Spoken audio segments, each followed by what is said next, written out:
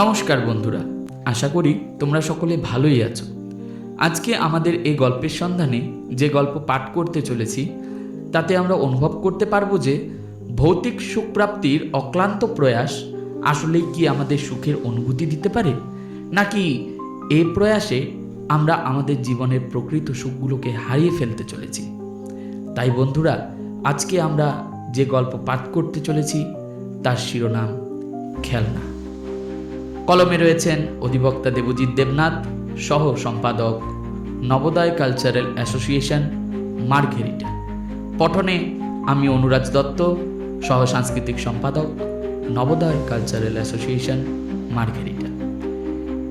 এবার শুরু হচ্ছে খেলনা।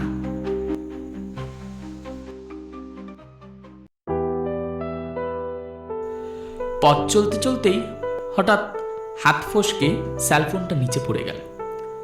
ব্যস্ত হয়ে ফোনটা ঠিকঠাক আছে কিনা পরীক্ষা নিরীক্ষা করতে লাগলাম। লোকের ভিড়ের গজগজ শব্দ ও ঢাকের আওয়াজে কিছুটা বিরক্তি অনুভব করছিলাম। অহরহ শান্ত হয়ে থাকা স্ট্রিট লাইটগুলো আজ কেমন যেন ব্যস্ত হয়ে উঠেছে। আজ তবে ফোনটাকে একেবারে সারিয়ে বুঝিয়ে উঠে দাঁড়াবো। পথের ধারে বসেই চলছিল ফরেন্সিক এক্সামিনেশন। যাক বাবা, বাঁচা গেল। Everything is alright. এক্ষুনি হার্ট ফেল হয়ে যেত। সযত্নে আমার সেই প্রিয় সেলফোনটাকে পকেটে পুরে পাশের মণ্ডপের অভিমুখে পা বাড়ালাম। রাস্তার ধারে পুজো মণ্ডপটিতে অনেক লোকের সমাগম ঘটেছে। দেরি না করে চট করে জুতো জোড়া খুলে মণ্ডপে ঢুকে পড়ি। ভাবতেই চোখ পড়ল সেই মণ্ডপের সিঁড়ির ধারে বসা শিশুটির দিকে। মায়ের কোল জড়িয়ে তার বুকে মুখ গুজে বুঝি কাঁদছিল সে। জীর্ণ আর ধূসর শাড়ি পরিহিতা এক মা নিজ শিশুটিকে বুকে আগলে রেখেছে। যেন করুণাময়ী মায়ের এক অসহায় ছবি দেখতে পেলাম। আমি ব্যস্ত হয়ে জিজ্ঞাসা করলাম, কি হয়েছে ওর, কাঁদছে কেন? উনি হেসে উত্তর দিলেন, বাবু इसको खिलौना चाहिए इसलिए रो रहा है। শুনে খানিকটা নিস্তব্ধ হয়ে গেলাম। মন ভারী হয়ে উঠল মায়ের সেই অসহায় হাসিতে। মনে যেন খানিক আগের হারানো সেই ব্যাকুলতা আবার আঁকড়ে ধরেছে। পা পিছিয়ে নিয়ে চলে এলাম রাস্তার ধারে। পকেটে হাত পুরে সেই সেলফোনটি বের করলাম। গরিলা গ্লাস প্রোটেকশন রয়েছে, আবার এক দামি স্ক্রিন গার্ডও চড়ানো আছে, তাই কিচ্ছুটি হয়নি। মনে পড়ল সেই দিনটার কথা। বাবার উপর রাগ করে রাতে বাড়ি থেকে বেরিয়ে গিয়েছিলাম। সঞ্জয়ের বাড়িতে রাত কাটাই। ওর বাবা ওকে আইফোন কিনে দেন। জীবনে প্রথমবারের জন্য আইফোন হাতে নিয়েছিলাম। বাড়ি ফিরে বাবাকে সঞ্জয়ের আইফোনটার ব্যাপারে জানাই। আমার বাবা একজন প্রাথমিক স্কুলের শিক্ষক, মাইনে প্রায় 20,000 টাকা। সংসারের খরচ বাদে হয়তো 1,000-2,000 হাতে থাকে। আমার জেদ রাখতে গিয়ে বাবা তার ফিক্সড ডিপোজিট ভেঙে পরদিনই এই সেলফোনটি আমায় কিনে দেন।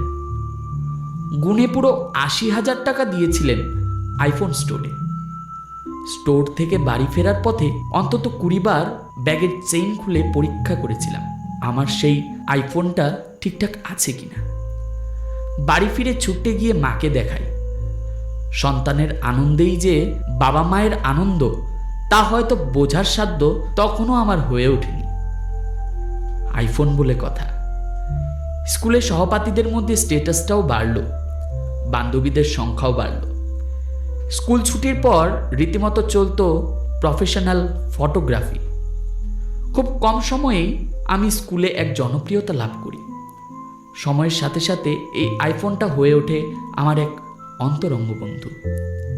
এর রূপ দর্শনেই শুরু হতো আমার দিন। আজ তবে এই মহাষ্টমীর দিনে উৎসবের আনন্দের সাথে সাথে গুলিয়ে ফেলা এ কেমন ব্যথা হৃদয়ে আঁকড়ে ধরেছে। মায়ের কথা স্মরণ হতেই চট করে হোম স্ক্রিনের লকটা খুলে গ্যালারিতে টাচ করে ব্যস্ত হয়ে খুঁজতে থাকি মায়ের ছবিখানা। চমৎকার ফটোগ্রাফির অফুরন্ত দৃষ্টান্তে ভরা এই ফটো গ্যালারি। দ্রুত স্ক্রলিং চলে প্রায় 2 মিনিট। হয়তো মায়ের ছবিটা ডিলিট করা হয়েছে স্পেস না থাকায়।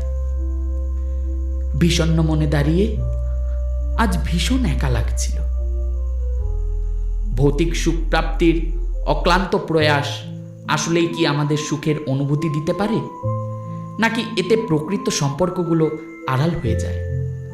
অভিভাবকের আসনে বসা সেই কাঠের পুতুলেরা কেন তবে বারে বারে সন্তানের চাহিদা পূরণে নিজেদের দগ্ধ করে মারছে? এ কি তবে ভালোবাসা, না ভালোবাসার চাদরে আড়াল হয়ে থাকা অসহায় অভিভাবকদের করুণ পরিণতি?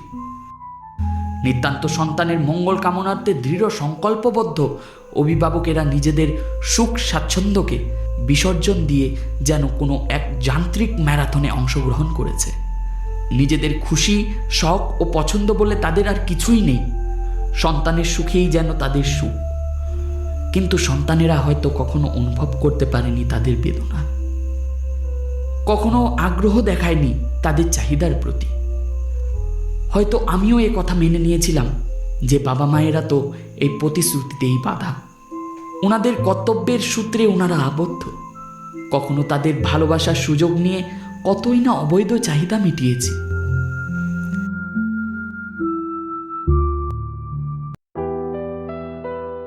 সেলফোনটার প্রতি আসক্তির পরিচয় পাই হাত থেকে সেলফোনটা পড়ে যাওয়ায়। মনে পড়ল সেদিন রান্না করতে গিয়ে মায়ের হাতে গরম তেলে ছিটে লেগে ফোসকা পড়ে যাওয়ার কথা, সবজি কাটতে গিয়ে আঙুল কেটে অঝরে রক্তপাতের কথা। মনে পড়ল সাইকেলের চেনে পাজামা আটকে সজোরে রাস্তার ধারে পড়ে বাবার গুরুতরভাবে আঘাতপ্রাপ্ত হওয়ার কথা। কতবার যে বাবাকে দেখেছি ঝড় বৃষ্টিতে আমার মাথায় ছাতা ধরে স্কুলে নিয়ে যেতেন, তারপর হয়তো সারাটা দিন ওভাবে আধভেজা শরীরে থেকে যেত বাবা।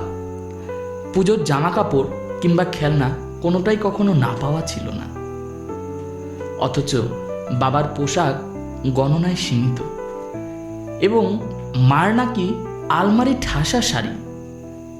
সংসারের ছোটখাটো অভাব অনটনকে অগ্রাহ্য করার প্রশ্রয় মা প্রায়ই দিয়ে থাকতেন, তাই এ সমস্ত ঘটনা আমাকে তেমন চঞ্চল করেনি কখনো। তবে কি আজ আমার এই সেলফোনটা তাদের ভালোবাসা, ত্যাগ ও সহিষ্ণুতার স্থান অধিকার করতে চাইছে? না না, অনেক হয়েছে, আর নয়। আর এভাবে ওদের ভালোবাসাকে দাহ হতে দেওয়া চলবে না। প্রকৃত সন্তানের অর্থে আমাকে তাদের পাশে দাঁড়াতেই হবে। পার্থিব সুখ যে প্রকৃত সুখ নয়, এতে কোনো ধরনের সন্দেহ আর রইল না। মা বাবার ভালোবাসা আর তাদের উপার্জিত অর্থের সদ্ব্যবহার কেবল সম্ভব নিজেকে যথাসময়ে স্বাবলম্বী করে প্রকৃত মানুষ হওয়াতে। স্বউপার্জিত অর্থে পার্থিব সুখ প্রাপ্তির প্রয়াস হয়তো ফলপ্রদ হতে পারে, সে বিষয়টি সরাসরি অনুভবের ব্যাপার। আজ এই পুজোর দিনে বোধহয় নিজেকে নতুন করে খুঁজে পেলাম। দেরি না করে সোজা বাড়ি অভিমুখে পা বাড়াই। পড়ার টেবিলের কোণে রাখা মাটির ঘরটা নাড়াতেই খুচরো টাকারা নিজেদের উপস্থিতি জানালো। ঘরটা ভেঙে সেই খুচরো টাকাগুলো সংগ্রহ করে ছুটতে গেলাম মণ্ডপের দিকে। মণ্ডপের পাশে সারি সারি করে মাটির খেলনার দোকান বসেছে। রকমারি খেলনায় দোকানগুলো যেন অসংখ্য রূপকথার গল্প শোনাচ্ছে। সেই দোকানটির সেলফের কোণে একটি ছোট্ট মেয়ে পুতুল। মনে হচ্ছে যেন আমার দিকে তাকিয়ে হাসছে আমারই অপেক্ষায়। দরদাম না করে পুতুলটি কিনে ফেললাম। জানি না কেন জানি হৃদয় স্পন্দনটা অস্বাভাবিকভাবে তীব্র হতে লাগলো। মনে মনে অবিরাম সেই ছোট্ট শিশুটিকে খুঁজছিলাম। রাত ঘনিয়ে আসছে। মণ্ডপের সিঁড়ির ধারে আর সেই ছোট্ট মেয়েটির হদিশ পাওয়া গেল না। সিঁড়ির ধারে দাঁড়িয়ে আছে রুগ্ন দেহ এবং শীর্ণ চেহারার এক লোক, হাতে একখানা লাঠি। আমার দিকে তাকিয়ে যেন কিছু জানতে চাইছিল। কিছু না বলে বিষণ্ণ মনে ফিরে আসি রাস্তার ধারে। হাতের পুতুলটির দিকে তাকালাম। এখনো সে হাসছে, কিন্তু এবার যেন এক উপহাসের ভঙ্গিতে। অস্বাভাবিক উত্তেজনা সরতেই চোখ পড়ল দূরে স্ট্রিট লাইটের আলোয় ছোট ছোট পদক্ষেপে মায়ের হাত ধরে এগিয়ে চলা সেই ছোট্ট শিশুটি। দৌড়ে এগিয়ে গিয়ে ডাক দিতেই মহিলাটি ঘুরে তাকায়। আমি পুতুল দিয়ে এগিয়ে দিয়ে বলি, ইয়ে আপকে বাচ্চি কে লিয়ে। আমি পুতুলটি শিশুটির হাতে দিয়ে ওকে কোলে তুলে নিই। কি অসাধারণ চেহারাখানা, যেন জগজ্জননী মা দুর্গার শিশুরূপ দর্শন পেলাম। সারা শরীরে যেন এক শিহরণ জেগে উঠল। মনে মনে ওনার কাছে সকলের মঙ্গল কামনা করে নিলাম। বাড়ি ফেরার পথে সেলফোনটাকে পকেট থেকে বের করে পাওয়ার বটন চাপতেই চোখের সামনে ভেসে উঠল মা বাবার ইমেজটা। বুঝলাম এবারে আমার খেলনা নিয়ে খেলা করার দিন ফুরিয়েছে। সত্যি বন্ধুরা, এ যেন এক উপলব্ধি। আমরা আসলেই হারিয়ে ফেলতে চলেছি আমাদের প্রকৃত সম্পর্কগুলোকে। নিজেদের ভৌতিক চাহিদা মেটানোর আসক্তির বশীভূত হয়ে আমরা জীবনের আসল সুখ থেকে নিজেদের অনেক দূরে সরিয়ে নিয়েছি। সময় প্রবাহমান। জীবনের প্রকৃত সুখের সান্নিধ্য পেতে হলে আমাদের এ সমস্ত পার্থিব সুখের ছলনাবৃত জাল থেকে নিজেদের মুক্ত করতে হবে। বন্ধুরা, আমাদের আজকের এই গল্প আপনাদের কেমন লেগেছে তা কমেন্টে নিশ্চয়ই জানাবেন। ভালো লেগে থাকলে লাইক অ্যান্ড শেয়ার করে চ্যানেলকে সাবস্ক্রাইব করে দেবেন। ফিরে আসবো আরও কিছু গল্প এবং রূপকথা নিয়ে। আজকের জন্য বিদায় নিলাম নতুন কোনো গল্পের সন্ধানে। ভালো থাকুন, সুস্থ থাকুন, শুভরাত্রি।